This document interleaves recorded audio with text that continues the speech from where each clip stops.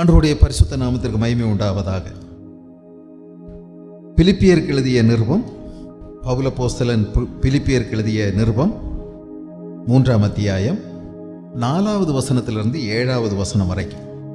பிலிப்பியர் 3ஆம் அதிகாரம் 4வது வசனம் முதல் 7வது வசனம் வரைக்கும் உள்ள 4 வசனங்களை கவனிக்கப் போகிறோம். மாம்சத்தின் மேல் நம்பிக்கை வைக்க வேண்டுமானால் நானும் வைக்கலாம். வேறொருவன் மாம்சத்தின் மேல் நம்பிக்கையாக இருக்க நினைத்தால் நான் அதிகமாய் எப்படி செய்யலாம். நான் 8ஆம் நாளில் விருத்த சேதனம் அடைந்தவன், இஸ்ரவேல் வம்சத்தான், பென்யமீன் கோத்திரத்தான், எபிரேயரில் பிறந்த எபிரேயன், நியாய பிரமாணத்தின்படி பரிசேயன், பக்தி வைராக்கியத்தின்படி சபையை துன்பப்படுத்தினவன், நியாய பிரமாணத்துக்குரிய நீதியின்படி குற்றம் சாட்டப்படாதவன். ஆகிலும் எனக்கு லாபமாயிருந்தவைகளோ அவைகளை கிறிஸ்துவுக்காக நஷ்டம் என்று எண்ணினேன். மாம்சத்தின் மேல் நம்பிக்கை வைக்க வேண்டுமானால் நானும் வைக்கலாம். மாம்சத்தின் மேல் நம்பிக்கை வைக்க வேண்டுமானால், மாம்சத்தின் மேல் நம்பிக்கை வைப்பது என்றால் என்ன? மாம்சம் என்று சொன்ன உடனே நம்முடைய சரீரத்தின் மீது என்று நாம் நினைத்து கொள்ள வேண்டாம். வேதாகமத்திலே, புதிய ஏற்பாட்டிலே மாமிசம் என்ற வார்த்தை பல முறை வருகிறது. அநேக இடங்களிலே மாமிசம் என்ற வார்த்தை இந்த நான் என்று சொல்லுகிறோமே, எனக்கு, என்னுடைய, எனக்குரிய அந்த ஒரு சுபாவத்தை குறிக்கிறது. ஈகோ அப்படின்னு ஒரு வார்த்தை சொல்கிறோம்ல, இந்த ஈகோங்கிற வார்த்தை நம்ம இந்த நான் ஐ அப்படின்னு இங்கிலீஷில் சொல்கிறோம். இந்த நான் என்பதற்கான கிரேக்க வார்த்தை தான் ஈகோ. ஈகோன்னா நான், அதான் அர்த்தம். அந்த ஈகோ, அந்த சுபாவம், நான் நாம் இன்னைக்கு நிறைய விஷயங்கள்ல நம்பிக்கை வைக்க முடியும். உலக பிரகாரமான பல விஷயங்கள்ல நம்ம நம்பிக்கை வைக்க முடியும். மாம்சத்தின் மேல் நம்பிக்கையா இராமல் ஆவியினாலே தேவனுக்கு ஆராதனை செய்து கிறிஸ்து இயேசுவுக்குள் மேன்மை பாராட்டுகிற நாமே விருத்த சேதனம் உள்ளவர்கள் அப்படின்னு பவுல் சொல்றாரு. முந்தின வசனத்துல, 3வது வசனத்துல இந்த நாமே விருத்த சேதனம் உள்ளவர்கள் அப்படிங்கிறதுக்கு இன்னொரு வார்த்தை நமக்கு புரியும்படி சொன்னா, நாமே உண்மை கிறிஸ்தவர்கள். அப்படி உண்மை கிறிஸ்தவர்கள் அப்படின்னு சொல்லுகிறவர்களுக்கு 3 தகுதி என்ன? அவர்கள் மாம்சத்தின் மீது நம்பிக்கையா இருக்க மாட்டார்கள். அவர்கள் தேவனை ஆவியினாலே ஆராதனை செய்வார்கள். கிறிஸ்துவை குறித்து அவர்கள் மேன்மை பாராட்டுவார்கள். மாம்சத்தின் மேல் நம்பிக்கையாயிராமல், எதற்கு? இயேசு கிறிஸ்து கொடுக்கக்கூடிய ரட்சிப்பு, பாவ மன்னிப்பு, நித்திய ஜீவன், நிரந்தர வாழ்வு, சமாதான வாழ்க்கை, பரிசுத்த ஜீவியம், இதை பெற்றுக்கொள்வதற்கு மாம்சத்தின் மேல் நம்பிக்கை வைக்கிறவர்களுக்கு முடியாது. மாம்சத்தின் மேல் அநேகர் நம்பிக்கை வைக்கிறார்கள். அவர்களுடைய மதம், அவருடைய ஆசாரங்கள், அவருடைய எல்லா பக்திக்குரிய செயல்கள் நம்பிக்கை வைக்கிறார்கள். ஆனால் அவர்களுக்கு அந்த பரிசுத்த வாழ்க்கை, பரலோக பாக்கியம் கிடைக்காது. பவுலும் சொல்லுகிறார், அப்படி எனக்கு கிடைக்கவில்லை. ஆனால் சிலர் மாம்சத்தின் மேல் நம்பிக்கை வைக்கிறார்கள். அப்படி மாம்சத்தின் மேல் நம்பிக்கை வைக்கிறவர்களா இருந்தால், அல்லது உலக காரியங்களிலே அவர்கள் பெருமை பேசி அதை வைத்து அவர்கள் தங்களை நல்லவர்கள் என்று நடத்தி கொள்ள நினைத்தால், அநேக விஷயங்கள் இருக்கிறது. எனக்கும் அநேக பெருமைகளை குறித்து பேசுவதற்கு இருக்கிறது. ஆனால் இது ஒன்றும் இயேசு கிறிஸ்து தரும் ரட்சிப்புக்கு முன்பதாக, அல்லது நித்திய ஜீவனுக்கு முன்பதாக, அல்லது இயேசுவிடமிருந்து நான் நித்திய ஜீவனை பெற்றுக்கொள்வதற்கு இது எதுவுமே விலை போகாது, ஆகாது என்று சொல்லுகிறார். ஒரு 7 காரியங்களை குறித்து சொல்லுகிறார். உலக பெருமைகள், அல்லது பர்சனல் பிரைடு, வேர்ல்ட்லி பிரைடு, ஒரு 7 விஷயங்கள் சொல்லுகிறார். worthlessness of worldly pride. இயேசு கிறிஸ்துவனுடைய ரட்சிப்பை பெற்றுக்கொள்வதற்கு உலக பெருமைகள் எல்லாம் குப்பை, விலையற்றது, ஒண்ணுக்குமே ஆகாது என்று சொல்லுகிறார். ஒரு காலத்தில் பவுல் இயேசு கிறிஸ்துவை அறியாதிருந்த நாட்களிலே ஒரு 7 விஷயங்களை குறித்து பெருமையாய் பேசி கொண்டிருந்தார். அதை எழுதுகிறார் பாருங்கள். அது எப்படி இயேசு கிறிஸ்துவுக்கு முன்பதாக குப்பையாக மாறியது அதை சொல்லுகிறார். முதலாவது 4வது வசனத்தில், மாம்சத்தின் மேல் நம்பிக்கை வைக்க வேண்டுமானால் நானும் வைக்கலாம், வேறொருவன் மாம்சத்தின் மேல் நம்பிக்கையா இருக்க நினைத்தால் நானும் அதிகமாய் அப்படி செய்யலாம். உலக பெருமையை பற்றி பேசவோ தனிப்பட்ட பெருமையை பற்றி பேசவோ சிலர் நினைத்தால் என்னால் அதைவிட அதிகமாய் பேச முடியும், அதிகமாய் பெருமை பாராட்ட முடியும், பெருமையாய் பேசிக்கொள்ள முடியும் என்று 7 விஷயங்கள். 1, நான் 8ஆம் நாளில் விருத்த சேதனம் அடைந்தவன். இது ஒருவேளை நமக்கு இதை பற்றி ஒன்றுமே தெரியாது. 8ஆம் நாளில் விருத்த சேதனம் அடைவதை குறித்து நமக்கு எந்த விதமான ஒரு சலனமும் இல்லாமல் இதை சும்மா வாசிக்கிறோம். ஆனால் இது யாருக்கு மிக மிக முக்கியம் தெரியுமா? யூத சமுதாயத்தில் இது மிகவும் முக்கியத்துவம் வாய்ந்தது.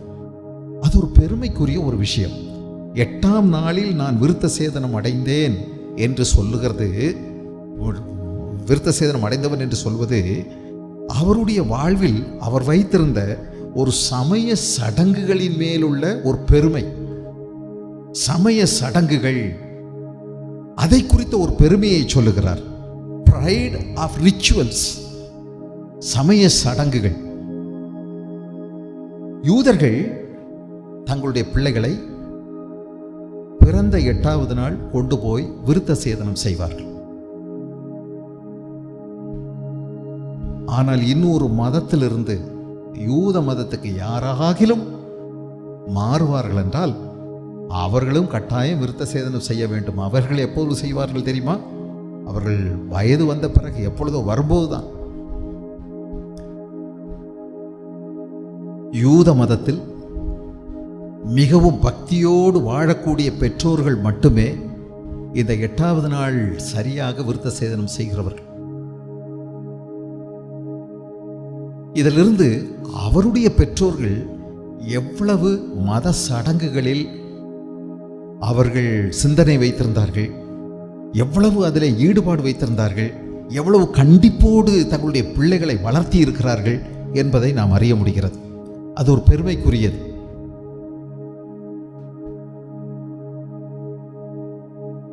நல்ல கடவுளுக்கு பயந்த பெற்றோர்கள், அவர்கள் மதம் மாறியவர்கள் அல்ல. மதம் மாறியவர்களை ப்ராசலைட் என்று சொல்வார்கள். அந்த நாட்களிலே வேற்று மதத்திலிருந்து யூத மதத்துக்கு மாறுகிறவர்கள், அவர்கள் இந்த விருத்த சேதனம் செய்ய வேண்டும். ஆனால் பிந்திதான். உங்களுக்கு தெரியும், சில கிறிஸ்தவர்கள், பரம்பரையான கிறிஸ்தவர்கள், தங்கள் குழந்தையை பெற்றெடுத்து ஆலயத்திற்கு முதல் முறை கொண்டு போகும்போதே ஞானஸ்நானம் கொடுத்து பேர் வைத்து விடுவார்கள்.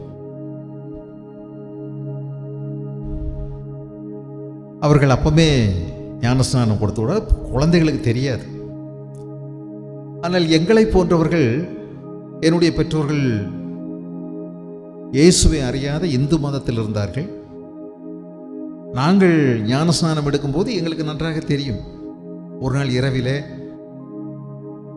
1-2 ஊழியக்காரர்களாக எங்களை கொண்டு போய் ஒரு தண்ணீர் தொட்டி, அதிலிருந்து தண்ணீர் நிரம்பி வழியும், கீழேயும் பைப்பு போட்டிருப்பார்கள். வெள்ளைக்காரர்கள் கட்டியது, தொழிலாளிகளுக்காக எஸ்டேட்டில். ஒரு நாள் இரவில் எங்களை கொண்டு போய் அங்கே 3 செம்பு தண்ணீரை எடுத்து எங்களுடைய தலையிலே ஊற்றி குளிக்க சொன்னார்கள்.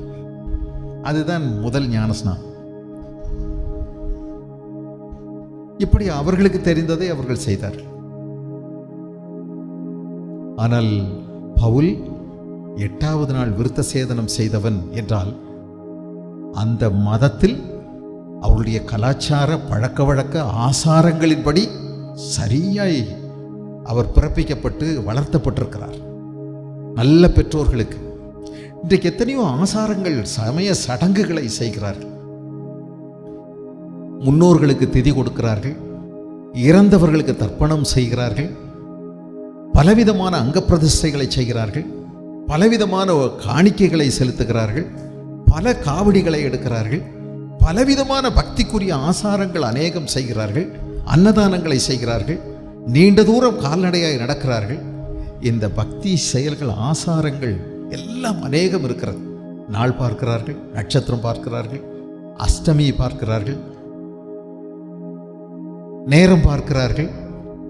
இது புரட்டாசி மாதம், இந்த மாதத்தில் இதை சாப்பிடக்கூடாது. இது ஆடி மாதம், இதில் எதையும் தொடங்கக்கூடாது. இந்த மாதத்தில் இது நாம் மாமிச ஆகாரங்கள் புசிக்கக்கூடாது. பலவிதமான ஆசாரங்கள். கலாத்தியர்கள் எழுதின நிருபம் 4ஆம் அதிகாரத்தில் 3வது வசனத்தை பாருங்க. 4:3, அப்படியே நாமும் சிறு பிள்ளைகளாய் இருந்த காலத்தில் உலகத்தின் வழிபாடுகளுக்கு அடிமைப்பட்டவர்களாய் இருந்தோம். உலக வழிபாடுகள். 9வது வசனம், இப்பொழுதோ நீங்கள் தேவனை அறிந்திருக்க அல்லது தேவனால் அறியப்பட்டிருக்க அந்த வழிபாடுகள் எப்படிப்பட்டது பாருங்கள். பலனற்றது வெறுமையுமான வழிபாடுகளுக்கு நீங்கள் மறுபடியும் திரும்பி மறுபடியும் அவைகளுக்கு அடிமைப்படும்படி விரும்புகிறது எப்படி? நாம் கடைபிடித்து வந்த வழிபாடுகள்,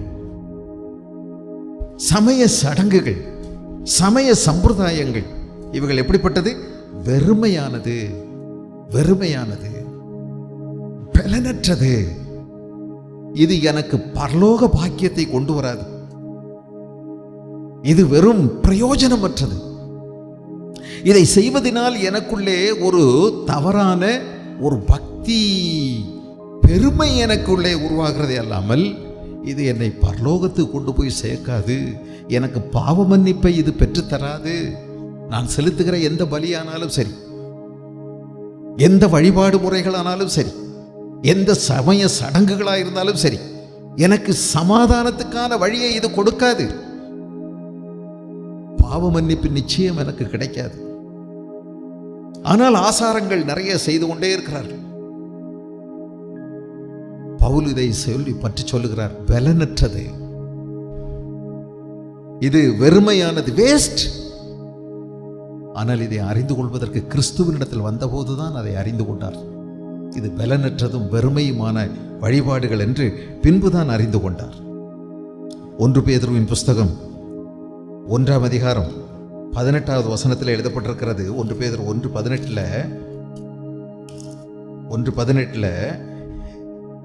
உங்கள் முன்னோர்களால் பாரம்பரியமாய் நீங்கள் அனுசரித்து வந்த வீணான நடத்தையின் நின்று, வீணான ஆசாரங்கள், சம்பிரதாயங்கள், சமய சடங்குகள், அவைகளில் நின்று அழிவுள்ள வஸ்துக்களாகிய வெள்ளியினால் பொன்னினால் மீட்கப்படாமல், தேங்காவினால, பழத்தினால, பூவினால, சூடன் சாம்பிராணியினால, அழிவுள்ள வஸ்துக்களினால், பொன்னினால், வெள்ளியினால் நிறைய நேர்த்தி காணிக்கைகள் நேர்ந்து கொள்ளுகிறோம். இவைகளினால் நாம் மீட்கப்படாமல் எப்படி மீட்கப்பட்டோம்? குற்றமில்லாத மாசற்ற ஆட்டுக்குட்டியாகிய கிறிஸ்துவின் விலையேற பெற்ற இரத்தத்தினாலே மீட்கப்பட்டீர்கள் என்று அறிந்திருக்கிறீர்களே. இவைகளுக்கு தான் பவுலுடைய கண்கள் ஒரு காலத்தில் மறைக்கப்பட்டிருந்தது. நான் 8ஆம் நாளில் விருத்த சேதனம் அடைந்தவன் என்று பெருமையாய் பேசிக் கொண்டிருந்தார். ஒரு நாள் இயேசுவிடம் வந்தபோது, இயேசுவை சந்தித்த போது அவருக்கு புரிந்தது, இது அத்தனையும் பலனற்றது, பிரயோஜனமற்றது. இதனால் எனக்கு ஆத்தும மீட்பு கிடைக்காது என்பதை அறிந்து இயேசுவை நோக்கி அவர் கூப்பிட்டார். அவர் விடுதலையையும் பெற்றார். கொலோசியர் எழுதின நிருபம் 2ஆம் அதிகாரம் 8வது வசனத்தை பாருங்கள். இந்த உலக வழிபாடுகளை பற்றி எழுதியிருக்கிறது. லௌகீக ஞானத்தினாலும், உலக ஞானம் அதான் லௌகீக ஞானம், நிறைய பக்தி பரவசம், நிறைய வேதங்கள், கிரந்தங்கள் நிறைய இருக்குது. மாயமான தந்திரத்தினாலும் ஒருவனும் உங்களை கொள்ளை கொண்டு போகாதபடிக்கு எச்சரிக்கையா இருங்கள். அது மனுஷர்களின் பாரம்பரிய நியாயத்தையும் உலக வழிபாடுகளையும் பற்றினதே அல்லாமல் கிறிஸ்துவை பற்றினது அல்ல. இந்த விதமான ஆசாரங்கள் என்ன நடக்கும் என்று சொல்லப்பட்டிருக்கிறது. இந்த ஆசாரங்கள் 20வது வசனத்தை பாருங்கள்.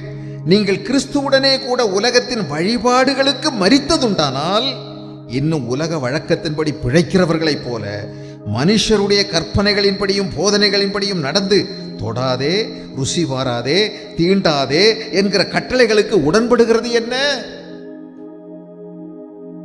இதெல்லாம் தான் நிறைய வழிபாடுகள், ஆசாரங்கள், சமயங்கள், சம்பிரதாயங்கள், சடங்குகள்.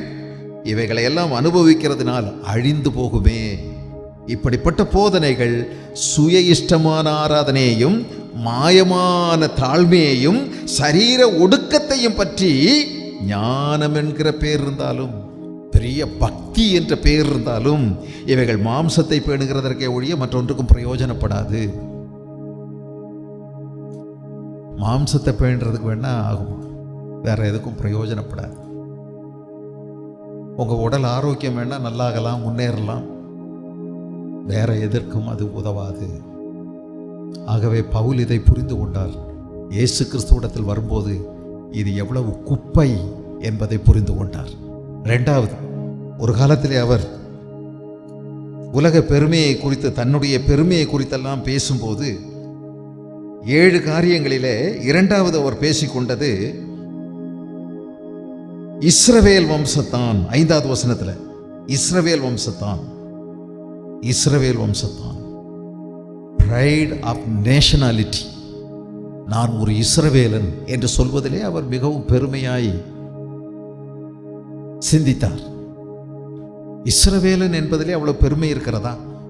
இதை நான் ஒருவேளை தேசிய பெருமை என்று சொல்லலாம். இந்தியன் என்று சொல்வதற்கு நாம் பெருமைப்படுகிறோம். காந்தியினால் ஆரம்பிக்கப்பட்ட இந்தியா வேறு, இப்பொழுது இருக்கிற இந்தியா வேறு. பாரூக் அப்துல்லா சொன்னார், இது காந்தியினால் உருவாக்கப்பட்ட இந்தியா அல்ல. ஆகவே தமிழர்கள் என்று நாம் சொல்லுகிறோம், அதிலே நாம் பெருமைப்படுகிறோம். திராவிடன் என்று சொல்லுகிறோம், அதிலே ஒரு பெருமை நமக்கு இருக்கிறது. இப்படி பெருமை இருக்கலாம். இந்தியாவினுடைய பெருமையே பல்வேறு கலாச்சாரத்தை சேர்ந்த மக்கள், பல மொழி பேசுகிறவர்கள், பல இனத்தை சேர்ந்தவர்கள் ஒரே நாடாக இருப்பதுதான் இந்தியாவின் பெருமை. இந்தியாவின் பெருமையே இந்தியாவினுடைய பன்முகத்தன்மை தான். அதை உடச்செறிஞ்ச பிறகு இந்தியன் என்று சொல்வதிலே பெருமை இருக்க போகிறதில்லை. உலகமே ஆச்சரியப்படுகிறதற்கு காரணம் என்ன? இந்தியாவினுடைய ஒற்றுமையை குறித்து. இப்படி வேறுபட்ட மக்கள், கலாச்சாரத்தினாலும் மதத்தினாலும் மொழியினாலும் இனத்தினாலும் பகுக்கப்பட்ட மக்கள். நம்முடைய இந்தியா 546 துண்டுகளாக கிடந்ததை ஆங்கிலேயர்கள் ஒரே நாடாக மாற்றினார்கள். வெவ்வேறு நாடுகளாய் இருந்தது, பிராந்தியங்களாய் இருந்தது, சமஸ்தானங்களாய் இருந்தது. அதைத்தான் ஒன்றாக மாற்றினார்கள். அதுதான் இன்றைக்கு இந்தியாவுக்கு பெருமை. இஸ்ரவேலன் என்று சொல்வதிலே உலகத்திலே மிக மிக பெருமையான ஒரு விஷயம் இருக்கிறது. நான் ஒரு இஸ்ரவேலன், இஸ்ரவேல் வம்சத்தான். அது ஒரு பெருமைக்குரிய விஷயம். ஏன் என்று கேட்கிறீர்களா? ஆபிரகாமுக்கு ஆண்டவர் ஒரு வாக்கு கொடுத்தார். உன் சந்ததியின் மூலமாய் உலகமெங்கும் ஆசீர்வாதத்தை பெறும். உன்னை ஆசீர்வதிக்கிறவர்களை நான் ஆசீர்வதிப்பேன், உன்னை சபிக்கிறவர்களை நான் சபிப்பேன். நீ ஆசீர்வாதமாய் இருப்பாய். இஸ்ரவேல் ஜனங்கள் இன்றைக்கும் உலகுக்கு ஆசீர்வாதமாய் இருக்கிறார்கள். அவர்கள் தேவனால் தெரிந்தெடுக்கப்பட்ட ஜனம். கர்த்தரை இவ்வளவு சமீபமாய் பெற்ற வேறே ஜாதி எது? இஸ்ரவேல் ஜனங்கள் தான். இந்த இஸ்ரவேல் ஜனங்களை விடுவிப்பதற்காக ஆண்டவர் இறங்கினார். ஓங்கிய புயத்தினாலும் பலத்த கையினாலும் அநேக அற்புதங்களை செய்து 10 விதமான வாதைகளால் வாதித்து எகிப்தியர்களிடமிருந்து அவர்களை விடுதலையாக்கினார். செங்கடலையே அவர்களுக்காக 2ஆய் பிளந்தார். 40 வருஷம் வனாந்தரத்திலே அவர்கள் போஷிக்கப்பட்டார்கள். சேற்றில் கால் வைக்காம சோத்துல கை வைக்க முடியாதுன்னு சொல்லுவாங்க. ஆனால் இஸ்ரவேல் ஜனங்களுக்கு வானத்திலிருந்து அப்பம் கொடுக்கப்பட்டது 40 ஆண்டுகள். அவர்கள் விதைக்கவில்லை, அறுக்கவில்லை. கர்த்தர் அவர்களோடு கூட இருந்தார். பகலிலே அவர்களுக்கு மேகஸ்தம்பமாய் இருந்தார், இரவிலே அக்னி ஸ்தம்பமாய் அவர்களுடைய கண்களுக்கு தென்பட்டார். சீனாய் வனாந்தரத்திலே, சீனாய் மலையிலே தம்மை இயேசு வெளிப்படுத்தினார். இந்த ஜனங்கள் தேவனை அறிந்த ஜனங்கள். உலகத்திற்கே தெய்வம் தன்னை வெளிப்படுத்துவதற்கு அந்த ஜனங்களை தான் தெரிந்து கொண்டார். அவர்கள் ஆசீர்வதிக்கப்பட்டவர்கள். இன்றைக்கும் நாம் அனுபவிக்கக்கூடிய எல்லா விதமான விஞ்ஞான முன்னேற்றங்களும் அவர்களாலேயே ஆரம்பித்து வைக்கப்பட்டது. எதை எடுத்து பாருங்கள், நீங்களும் நானும் உபயோகிக்கக்கூடிய இந்த கரண்ட், மின்சாரம் அவர்கள் தான் கண்டுபிடித்தார்கள். பல்ப் அவர்கள் தான் கண்டுபிடித்தார்கள். விசை இயந்திரம் அவர்கள் தான் கண்டுபிடித்தார்கள். வானூர்தி அவர்கள் தான் கண்டுபிடித்தார்கள். ட்ரெயின் அவர்கள் தான் கண்டுபிடித்தார்கள். டெலிபோன் அவர்கள் தான் கண்டுபிடித்தார்கள். உலகத்திலே உள்ள எல்லா ஆரம்ப கண்டுபிடிப்புகளும் அவர்களிடமிருந்து தான் வருகிறது. உயிர் காக்கும் மருந்துகள் அவர்களிடமிருந்து தான் வருகிறது. அது பிறகு நாம் அதை பல விதங்களில் முன்னேற்றம் அடைய செய்கிறோம். அவர்கள் ஆசீர்வதிக்கப்பட்டவர்கள். நான் ஒரு இஸ்ரவேலன் என்று சொல்வது மெச்சத்தக்கது. அது ஒரு பாக்கியம், அது ஒரு பெருமைக்குரிய ஒரு விஷயம். நான் ஒரு இஸ்ரவேலன், இஸ்ரவேல் வம்சத்தான் என்று சொல்லி பெருமையாய் பேசுகிறார். pride of nationality. அநேக வேத வசனங்கள் அதை குறித்து எழுதப்பட்டிருக்கிறது. 135வது சங்கீதம் 4வது வசனம், சங்கீதம் 135:4.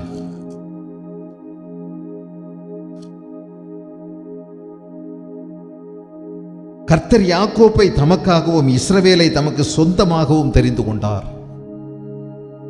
பூமியில் உள்ள வம்சங்களில் எல்லாம் நான் உங்களை என்னுடைய சொந்த ஜனமாய் தெரிந்து கொண்டேன் என்று ஆண்டவர் சொன்னார். நீங்களே எனக்கு சொந்த சம்பத்தாய் இருப்பீர்கள் என்று ஆண்டவர் சொல்லுகிறார். நான் உங்கள் தேவனாய் இருப்பேன், நீங்கள் எனக்கு குமாரரும் குமாரத்திகளுமாய் இருப்பீர்கள் என்று அவர்களுக்கு சொல்லுகிறார். அவர்களை யார் சபித்தார்களோ அவர்கள் சபிக்கப்பட்டார்கள். அவர்களை யார் ஆசீர்வதித்தார்களோ அவர்கள் ஆசீர்வதிக்கப்பட்டார்கள். யார் அவர்களை வதைத்தார்களோ கர்த்தர் அதை நினைவிலே வைத்திருந்து நீண்ட காலத்துக்கு பிறகானாலும் வதைத்தார், பழிவாங்கினார். ஒரு இஸ்ரவேலன் என்று சொல்வது ஒரு பெருமைக்குரிய ஒரு விஷயம். ஆனால் இஸ்ரவேலனாய் இருப்பதினால் பாவ மன்னிப்பு நிச்சயம் கிடைக்காது. பரலோக பாக்கியம் ஆட்டோமேட்டிக்காக கிடைக்காது. உலக பெருமை இருக்கலாம், ஆனால் சமாதானத்துக்கு வழி இயேசுவிடம் தான் இருக்கிறது. இந்த பெருமையை கொண்டு போய் அவரிடம் கொடுத்து வாங்க முடியாது. ஒரு நாள் பவுல் புரிந்து கொண்டார், என்னுடைய பெருமை எல்லாம் காலி செய்ய வேண்டியதா இருக்கிறது. நான் ஒன்றுமே இல்லை, திவாலானவன் என்று ஆண்டவரிடத்தில் அறிக்கையிடும் போதுதான் அவனுக்கு பாவ மன்னிப்பின் சந்தோஷம் கிடைத்தது. மூன்றாவதாக பிலிப்பியர்களது நிருபம் 3ஆம் அத்தியாயத்தில் பென்யமீன் கோத்திரத்தான் என்று சொல்லுகிறார். பென்யமீன் கோத்திரத்தான், pride of tribe. கோத்திரம் குலத்தை குறித்த பெருமை. நம்முடைய இந்தியாவில் ஜாதி பெருமை இருக்கிறது, கோத்திர பெருமை, குலப்பெருமை என்றெல்லாம் இருக்கிறது. அவர்களுடைய ஜாதியை குறித்து, அவர்களுடைய கோத்திரம் குலத்தை குறித்து பெருமையாய் பேசுவதற்கு பல விஷயங்கள் இருக்கலாம். இங்கே சொல்லுகிறார், நான் பென்யமீன் கோத்திரத்தான். இஸ்ரவேலருக்குள்ளே 12 கோத்திரங்கள் இருக்கிறது. இந்த 12 கோத்திரத்திலே பென்யமீன் கோத்திரம் என்றால் அப்படி என்ன விசேஷம் என்று ஒருவேளை நாம் நினைக்கலாம். இந்த பென்யமீன் கோத்திரத்திற்கு ஒரு 4 விசேஷங்கள் இருக்கிறது. யாக்கோபுக்கு 12 பிள்ளைகள், 12 கோத்திரமாக மாறியது. அதிலே கடைசி பையனுக்கு பெயர் பெஞ்சமின். இந்த பெஞ்சமின் மட்டும்தான் ஆண்டவர் வாக்கு செய்த கானான் தேசத்துக்குள்ளே பிறந்தவன். மீதமுள்ள 11 பேரும், முந்திய 11 பேரும் அவர்கள் அந்நிய தேசத்திலே பிறந்தவர்கள். அப்படி ஒரு பெருமை இருக்கிறது. பென்யமீன் வாக்குத்தத்தம் செய்யப்பட்ட கானான் தேசத்துக்குள் பிறந்தவர். இன்னொரு பெருமை இருக்கிறது பென்யமீன் கோத்திரம் என்று சொன்ன உடனே. யாக்கோப்புக்கு 2 மனைவிமாரும் பல மனைவிகளும் இருந்தார்கள். ஆனால் ராகேலைத்தான் அவர் உண்மையாய் நேசித்தார். ராகேலுக்காக 14 ஆண்டுகள் கூலி இல்லாமல் வேலை செய்தான். ஒரு பெண்ணுக்காக, மிகவும் நேசித்த அந்த மனைவியினிடத்தில் பிறந்த பையன். இந்த பையன் பிறந்த பிறகு அவள் மரித்து போனாள். பேர் வைத்த உடனே மரித்து போனாள் பிரசவ நேரத்திலேயே. இந்த ராகேலிடத்தில் பிறந்ததினால் அவன் மிகவும் நேசிக்கப்பட்ட மனைவியிடத்தில் பிறந்தவன். அப்படி ஒரு விசேஷம் இருக்கிறது. இவன் வலது பக்கத்தின் பையன். ஆண்டவர் இவனுக்கு சகாயமாயிருக்கிறார். பெஞ்சமீன் என்றால் வலது வருஷத்தின் குமாரன் என்ற பெயர். இன்னொரு பெருமை இருக்கிறது. இஸ்ரவேலர்கள் ராஜா வேண்டும் என்று கேட்டபோது முதல் ராஜா பெஞ்சமீன் கோத்திரத்தை சேர்ந்த கீசினுடைய மகன் சவுலா இருந்தார். முதல் ராஜா அவர்தான். ஆகவே இஸ்ரவேலை ஆளுகின்ற முதல் ராஜாவாக இருந்தவர் அந்த கோத்திரத்தை சேர்ந்தவர். அப்படி ஒரு பெருமை இருக்கிறது. இன்னொரு பெருமையும் இருக்கிறது. இந்த பெஞ்சமீன் கோத்திரம் சாலமோன் ராஜாவுக்கு பிறகு சாம்ராஜ்யம் இரண்டாக உடைந்து சிதறியது. அப்பொழுது 12 கோத்திரத்திலே 10 கோத்திரத்தார் யெரொபெயாமை தங்களுக்கு ராஜாவாக தேர்வு செய்து கொண்டு பிரிந்து சென்றார்கள். அப்பொழுது இந்த பெஞ்சமீன் கோத்திரத்தார் சரியான ஒரு தீர்மானம் எடுத்து யூதாவோடு கூட சேர்ந்து நின்று கொண்டார்கள். விசுவாசமாக இருந்தார்கள். They were loyal to God. அவர்கள் உறுதியாய், உண்மையாய், விசுவாசமாய் தாவீதின் குடும்பம் தங்களை ஆளட்டும் என்று சொல்லி ஆண்டவருடைய வார்த்தைக்கு கீழ்ப்படிந்து விசுவாசமாயிருந்தார்கள். ஆகவே இந்த பெஞ்சமீன் கோத்திரம் என்று சொல்வது ஒரு கெத்துக்குரியது, ஒரு மதிப்புக்குரியது. பவுலுக்கு அப்படி ஒரு பெருமை இருக்கிறது. உலக பெருமைதான், தனிப்பட்ட பெருமைதான், பர்சனல் பிரைட். ஆனால் இவைகள் எல்லாம் இயேசு கிறிஸ்துவினிடத்தில் வந்து அவர் கொடுக்கக்கூடிய இலவச ரட்சிப்பை பெற்றுக்கொள்வதற்கு இது ஏற்றதல்ல. இது வேஸ்ட், இது வெறும் குப்பை என்பதை ஒரு நாளிலே அறிந்தார். எபிரேயரில் பிறந்த எபிரேயன் என்று சொல்லுகிறார். எபிரேயரில் பிறந்த எபிரேயன், பிரைட் ஆஃப் ரேஸ். இது ஒரு ஜாதிய பெருமை போல. இது பியூர் ஜூ. நான் ஒரு கலப்பில்லாத ஒருவன், எபிரேயரில் பிறந்த எபிரேயன். இந்த பவுலுடைய பெற்றோர்கள் தரிசு பட்டணத்திலே வாழ்ந்தார்கள்.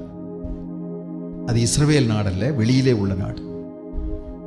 அந்த நாட்டிலே வாழ்ந்தாலும் பிழைப்புக்காக, வியாபாரத்திற்காக, பல காரணங்களுக்காக போயிருந்தாலும் தங்களுடைய இன சுத்தி, தங்களுடைய கோத்திர சுத்தி, தங்களுடைய சமய பல கலாச்சார பழக்க வழக்கங்கள், மொழி, இவைகளை எல்லாம் விடாமல் காத்து கொண்டார்கள். எபிரேய மொழி, எபிரேயரில் பிறந்த எபிரேயர், அந்த மொழியை காத்து கொண்டார்கள். இன்றைக்கு தமிழர்கள் பல இடங்களிலே நம்முடைய இந்தியாவிலே பரவி இருக்கிறார்கள். பல பகுதிகளிலே கூட்டம் கூட்டமாய் வாழ்கிறார்கள். டெல்லியிலே தமிழர்கள் வசிக்கக்கூடிய பகுதி இருக்கிறது. மும்பையிலே தமிழர்கள் வசிக்கக்கூடிய பகுதி இருக்கிறது. சூரத்திலே தமிழர்கள் வசிக்கிற பகுதி இருக்கிறது. பல பகுதிகளில் இருக்கிறது. கர்நாடகாவிலே தமிழர்கள் வசிக்கிறார்கள். ஆனால் பல பகுதிகளிலே என்ன செய்து விடுகிறார்கள்? மெல்ல மெல்ல அங்குள்ள கலாச்சாரம், அங்குள்ள பழக்க வழக்கம், அவர்களுடைய மொழி, இவைகளையெல்லாம் கற்றுக்கொண்டு தங்களுடைய பூர்வீகத்தை சுத்தமாய் மறந்து விடுகிறார்கள். அப்படி எத்தனையோ பேர் மறந்து போகிறார்கள். இங்கிருந்து அமெரிக்காவில் போய் குடியேறுகிறார்கள். முதல் சில ஆண்டுகளுக்கு தங்கள் விட்டு வந்த தேசத்தை குறித்து கனவு, பெருமை எல்லாம் பேசிக்கொள்வார்கள்.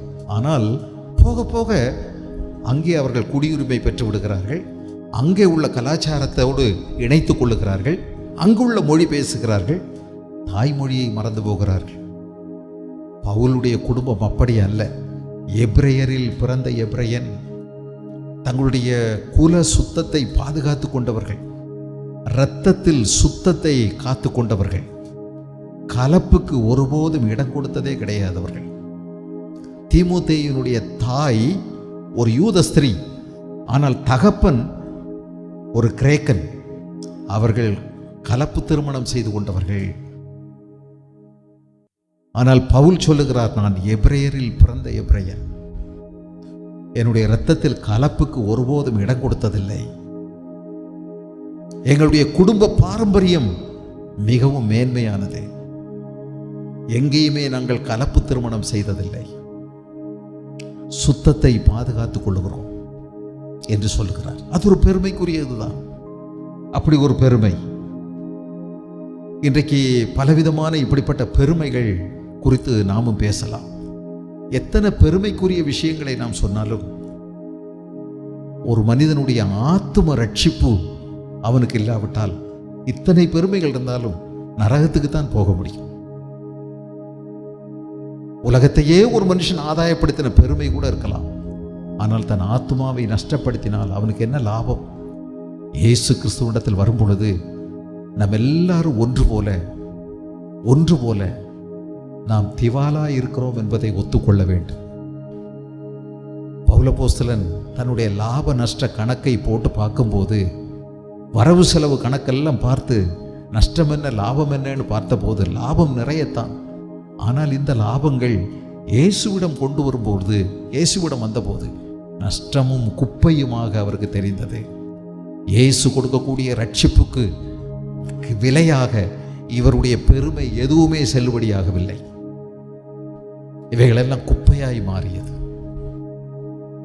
நமக்காக ஆண்டவராய் இயேசு கிறிஸ்து அவர் விலை கொடுத்து விட்டார். அந்த விலையை எந்த மனிதனும் கொடுக்க முடியாது. நம்முடைய சமய சடங்குகள், சம்பிரதாயங்கள், ஜாதி பெருமை, நம்முடைய குலம், கோத்திரம் எதுவும் இயேசு கொடுக்கக்கூடிய ரட்சிப்புக்கு விலையாக மாறாது. அத்தனையும் வேஸ்ட் தான். ஆகவேதான் நாம் நொறுங்கின உள்ளத்தோடு, என்னிடத்தில் ஒன்றுமே இல்லை, நன்மை ஒன்றுமில்லை, நல்லது ஒன்றுமில்லை, என்னை மன்னித்து ஏற்றுக்கொள்ளும் என்று அவர் செய்ததின் மீது ஒரு மனிதன் நம்பிக்கை வைப்பான். ஆனால் அவனுக்கு இயேசு கிறிஸ்து பாவ மன்னிப்பின் நிச்சயத்தை கொடுக்கிறார். அவனுக்கு உலகம் தர முடியாத சமாதானத்தை ஆண்டவராய் இயேசு கிறிஸ்து கொடுக்கிறார். உலக பெருமை, தனிப்பட்ட பெருமைகள் எதுவும் இயேசு கிறிஸ்துவிடத்தில் ரட்சிப்பை உனக்கு பெற்று தராது. அடுத்து பாருங்கள், இன்னொரு விஷயத்தை கவனிக்கிறோம். நியாயப்பிரமாணத்தின்படி பரிசேயன், இது மதம் சார்ந்த பெருமை, மதப்பெருமை, pride of religion, religious pride, மதப்பெருமை. ஒவ்வொருவரும் தங்களுடைய மதத்தை பற்றி பெருமையாய் பேசுகிறார்கள். ஆனால் எந்த மதமும் மனிதனை பரலோகத்துக்கு கொண்டு செல்லாது.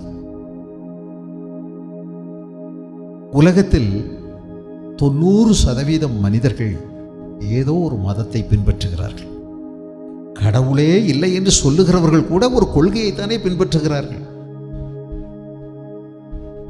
ஆனால் எந்த மதமும் எந்த கொள்கையும் பரலோகத்துக்கு ஒரு மனுஷனை கொண்டு போகாது. மனிதன் இந்த பூமியோடு வாழ்ந்து முடிவடைய வேண்டியவன் அல்ல. அப்படி இருந்தால் அவனுக்கு மனசாட்சி இருந்திருக்காது, கடவுள் சிந்தை வந்திருக்காது, நன்மை தீமை அறிந்திருக்கவே முடிந்திருக்காது. மனிதன் மிருகமாகவே இருந்திருக்கலாம். மனிதனுக்கு இத்தனையும் கற்றுக் கொடுத்தவர் பொறுப்புணர்வோடு அவனை உருவாக்கி இருக்கிறார். நன்மையையும் தீமையையும் கற்றுக் கொடுத்திருக்கிறார். இந்த இரண்டையும் குறித்து விசாரிப்பார் நிச்சயம். இத்தனை கோர்ட், இத்தனை நீதிபதிகள், இத்தனை வக்கீல்கள், இத்தனை போலீஸ் ஸ்டேஷன்கள், இத்தனையும் இருக்குமானால் அவர் விசாரணை செய்யக்கூடிய ஒரு நீதிமன்றம் இருக்கிறது. அவர் பூமியின் நியாயாதிபதியாக இருக்கிறார். அவர் ஒரு நாள் சிம்மாசனத்திலே உட்காருவார். பூமியின் மனிதர்கள் அத்தனை பேரும் அவருக்கு முன்பதாக நின்றே ஆக வேண்டும். எல்லாருடைய முழங்காலும் முடங்கும், எல்லாருடைய நாவும் அவரை அறிக்கையிட்டே ஆக வேண்டும். இன்றைக்கு நாம் நம்புகின்ற எந்த மதமும் கொண்டு போகாது. கிறிஸ்தவ மதமும் தெய்வத்தால் உருவாக்கப்பட்டதல்ல. மதமல்ல, தெய்வத்தோடு கொள்ளுகின்ற தனிப்பட்ட உறவுதான் நமக்கு மறுஜன்ம வாழ்வை கொடுக்கும். இங்க நாம கவனிக்கிறோம், இவருக்கு நியாயப்பிரமாணத்தின்படி பரிசேயன் என்று ஒரு கூட்ட மக்கள் இருந்தார்கள். இவர்கள் மிகவும் பக்தி மார்க்கத்தை சேர்ந்தவர்கள், மிகவும் மத தீவிரவாதிகள். யூத மதத்தின் தீவிரவாதிகள். இயேசு கிறிஸ்துவினுடைய நாட்களில் மட்டும் சுமார் 6000 பேர் பரிசேயர்கள் என்று தங்களை அழைத்துக் கொண்ட ஒரு இயக்கத்தில் இருந்தார்கள். சதுசேயர்கள் என்றும் ஒரு இயக்கம் இருந்தது. அதுவும் ஒரு மத சார்ந்த ஒரு இயக்கம்தான். ஆனால் அவர்கள் தீவிரவாதிகள் அல்ல, மிதவாதிகள். ஆனால் பரிசேயர்கள் தீவிரவாதிகள். நியாயப்பிரமாணத்தினுடைய சின்ன நுணுக்கங்களை கூட துல்லியமாய் கடைபிடிப்பதிலே மிகவும் கவனமாய் இருந்தார்கள்.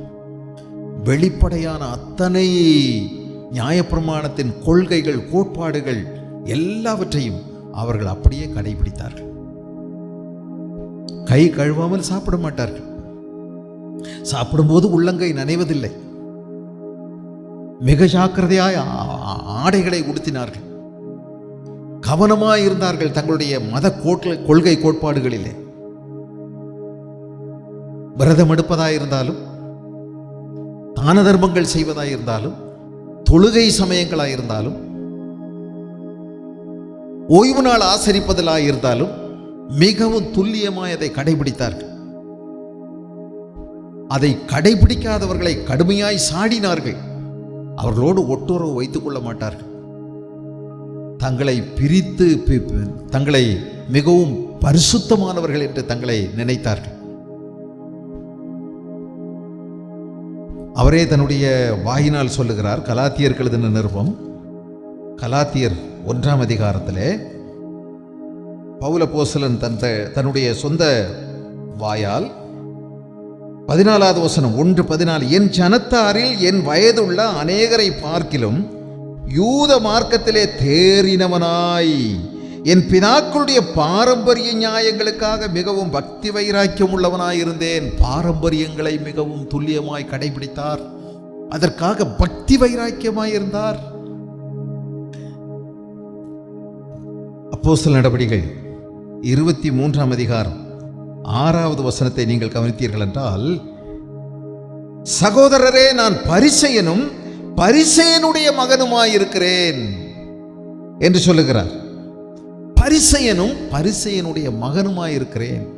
அப்ப இவர் மட்டுமல்ல, இவருடைய தகப்பனார் கூட ஒரு பரிசேய இயக்கத்தில் இருந்தவர்.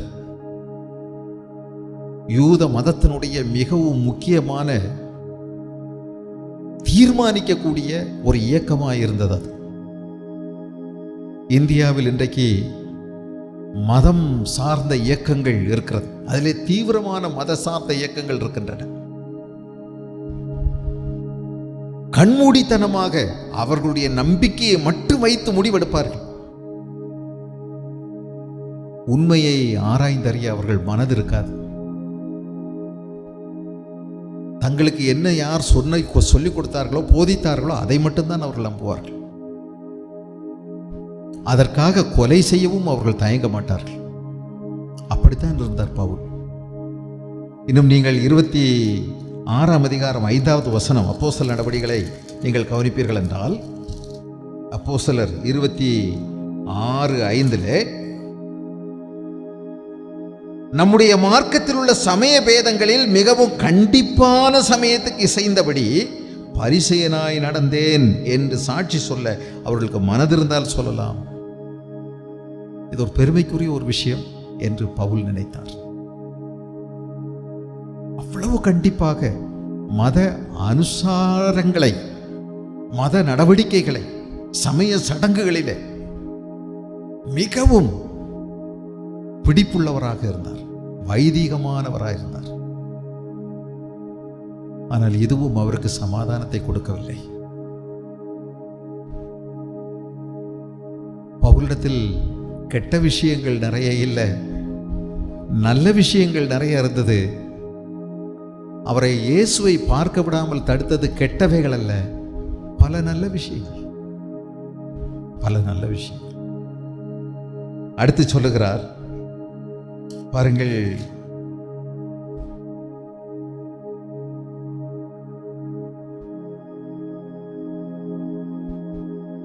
ஆறாவது வசனத்திலே, பக்தி வைராக்கியத்தின்படி சபையை துன்பப்படுத்தினவன், பக்தி வைராக்கியத்தின்படி சபையை துன்பப்படுத்தினவன்.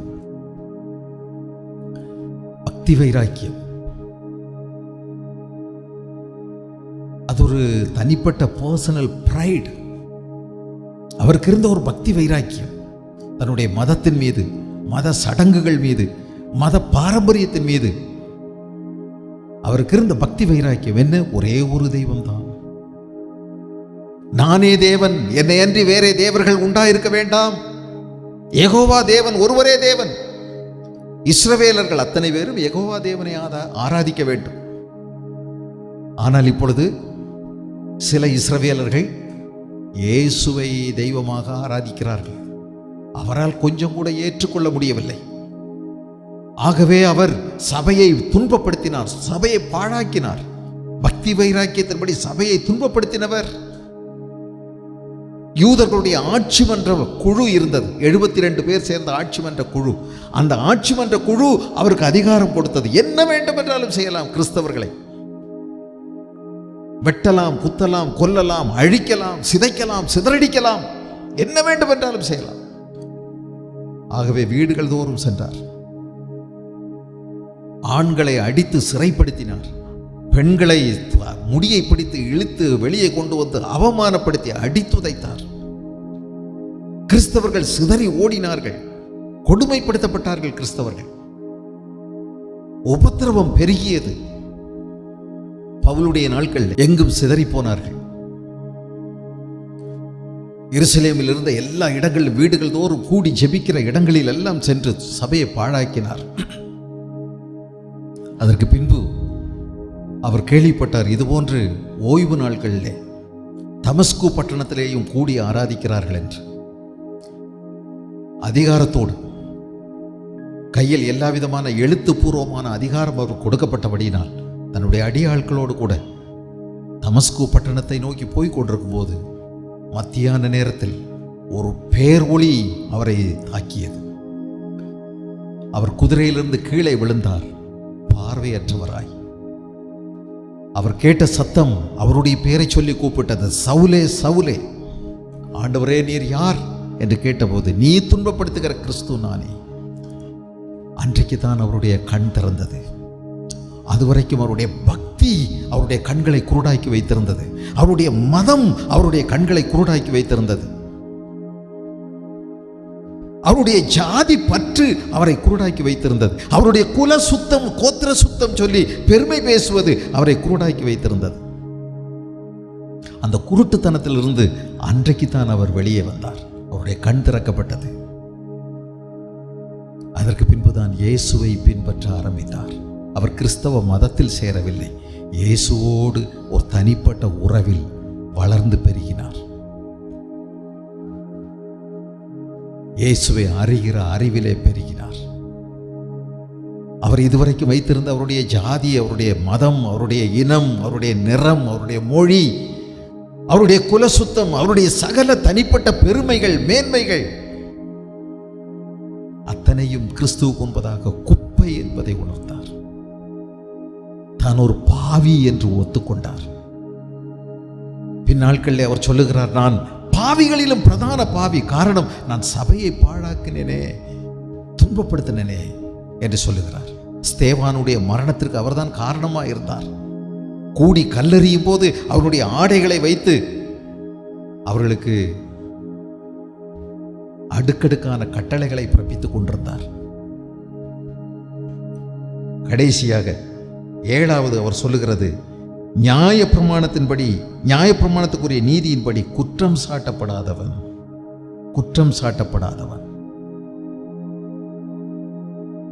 பவுலுக்கு ஒரு பெரிய செல்வாக்கு இருந்தது. ப்ரைட் ஆஃப் பாப்புலாரிட்டி, செல்வாக்கு. அதான் நியாயப்பிரமாணத்தின்படி, பக்தி வைராக்கியத்தின்படி சபையை துன்பப்படுத்துவது.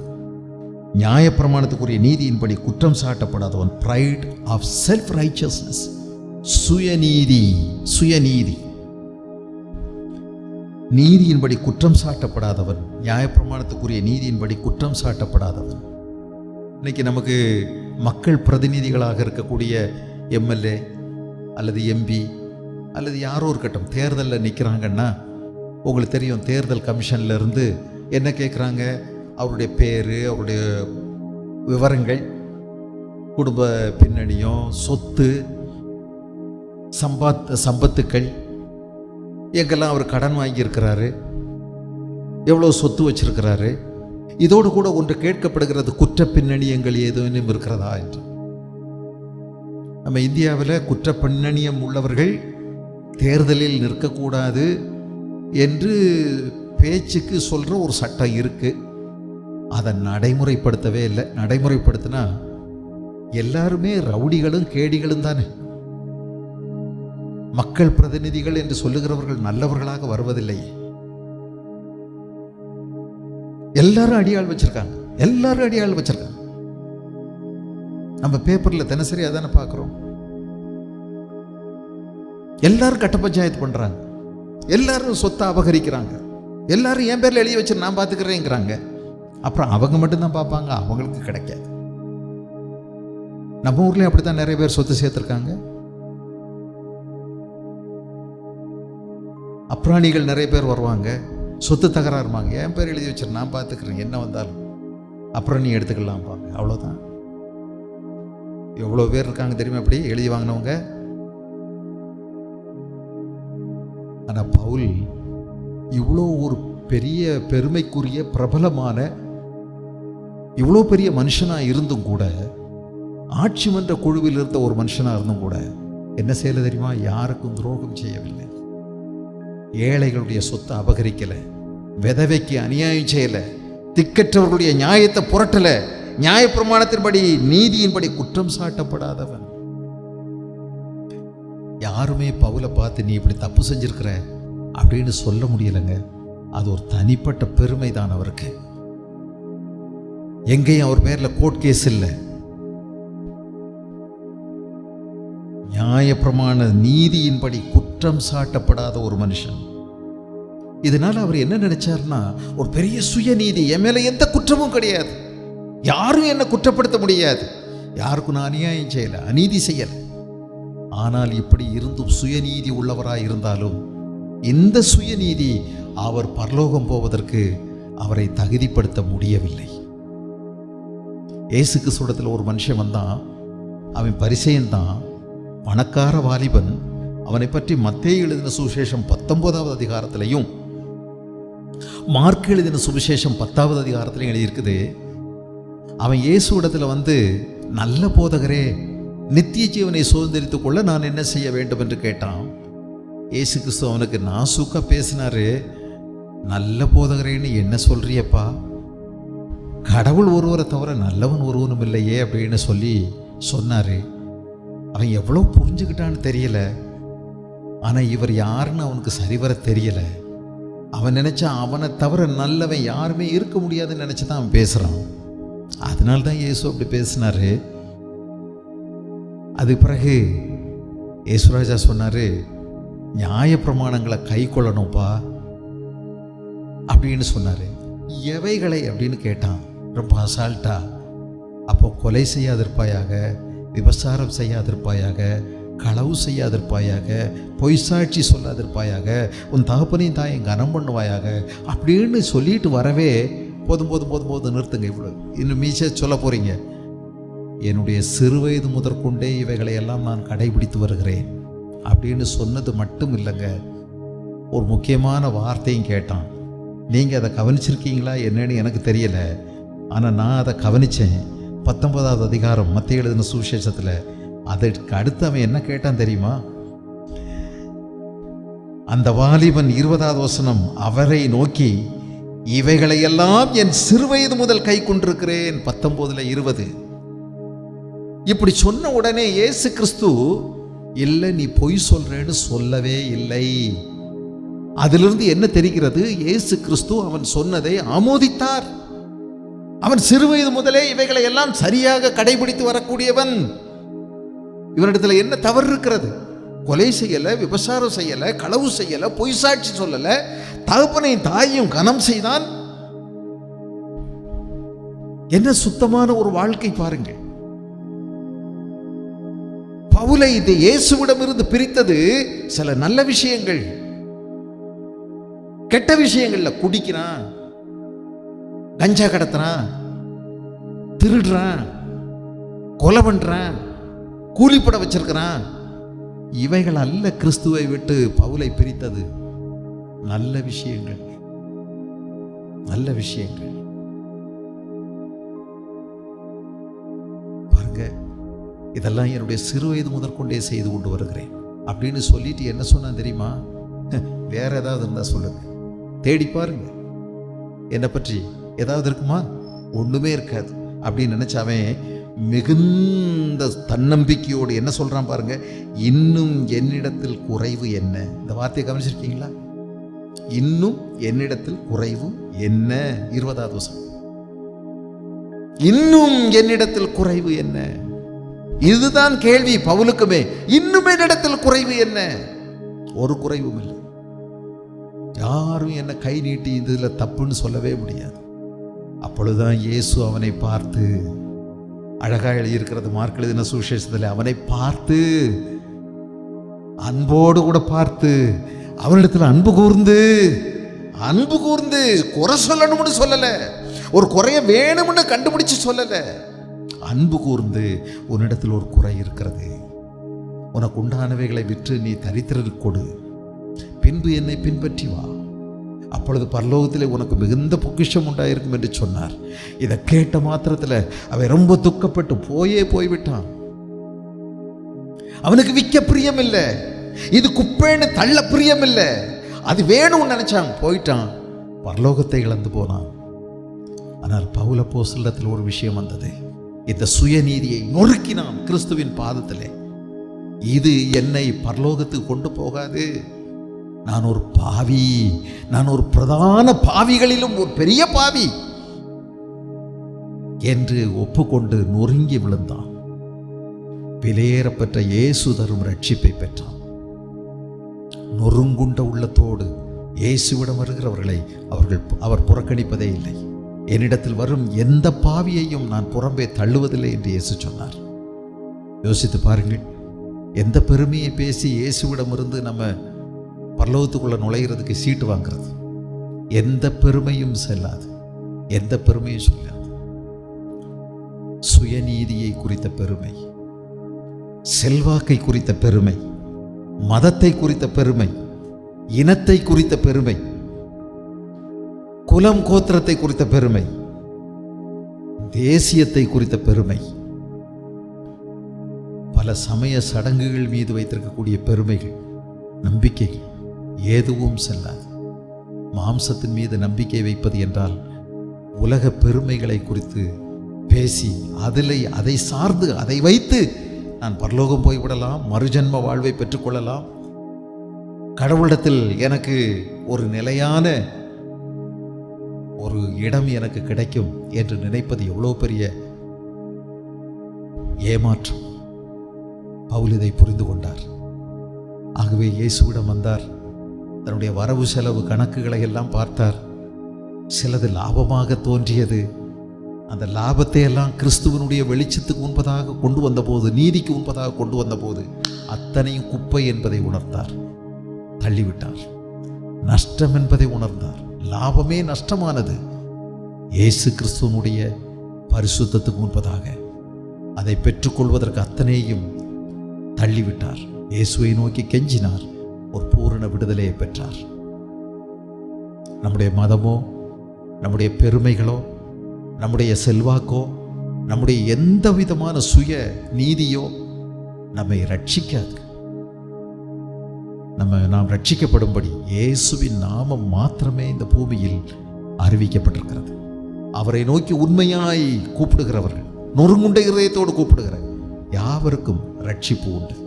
பாவத்திலிருந்து விடுதலை, பரிசுத்தமான ஒரு வாழ்க்கை, சமாதானம் உள்ள ஒரு வாழ்க்கை ஆண்டவராய் இயேசு கிறிஸ்துவின் இரத்தத்தினால் கிடைக்கிறது.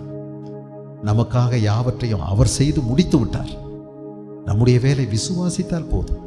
அவருடைய நாமத்தின் மேல் விசுவாசம் உள்ளவர்களாய் அவரை ஏற்றுக்கொண்டவர்கள், அவர்தான் மெய்யான தெய்வம் என்பதை இதயபூர்வமாய் விசுவாசிக்கிறவர்கள் எத்தனை பேர்களோ அத்தனை பேர்களும் தெய்வத்தினுடைய பிள்ளைகளாகும் அதிகாரம் அவர் கொடுக்கிறார். நாம் ஒருவர் கூட கெட்டு போகாமல் எல்லாரும் அந்த நித்தியமான ஜீவனை பெற்றுக்கொள்ளும்படி அவர் தம்மையே தந்தருளினார். மதமல்ல, தம்மையே தந்தருளி இவ்வளவா எல்லார் மேலும் அன்பு கூர்ந்தார். அவர் எந்த ஜாதி, எந்த நிறம், என்ன மொழி, என்ன இனம், யாராயிருந்தாலும் சரி, ஒரே லெவல்ல தான் நம்ம எல்லாரும் ஒரே மட்டத்தில் தான் இருக்கிறோம். எல்லாரும் பாவிகள். பரிசுத்தமான தேவனிடத்துல என்னை பரிசுத்தமாக்கும், என் பாவத்தை மன்னியும் என்று கேட்டால் இயேசுவின் மேல் கொள்ளுகின்ற அந்த வைக்கின்ற விசுவாசம் நமக்கு தேவனுடைய நீதியை பெற்றுத்தரும். அவர் நம்முடைய நீதியாக மாறினார். இயேசுவின் நீதியை நாம் உடுத்துக்கொள்ளலாம். நம்முடைய நீதி எல்லாம் அவருக்கு முன்பதாக அழுக்கான கந்தை துணிகளாக இருக்கிறது, தூக்கி எறியப்பட்ட பீத்தை துணிகளாக இருக்கிறது. இயேசு கிறிஸ்து நம் ஒவ்வொருவர் மேலும் வைத்த அன்பினால் தம்மையே பலியாக ஒப்பு கொடுத்தார். இன்றைக்கும் ஜீவிக்கிறார். அவரை ஏற்றுக்கொள்ளுகிறவர்களுக்கு முன்பு இந்த பூமியில் உள்ள எந்த பெருமையும் அவருக்கு முன்னால் நிற்காது. எல்லாவற்றையும் நொறுக்கி உடைத்து எடுத்து எறிந்துவிட்டு அவருடைய நீதியை நாம் பெற்றுக்கொள்ள முடியும்.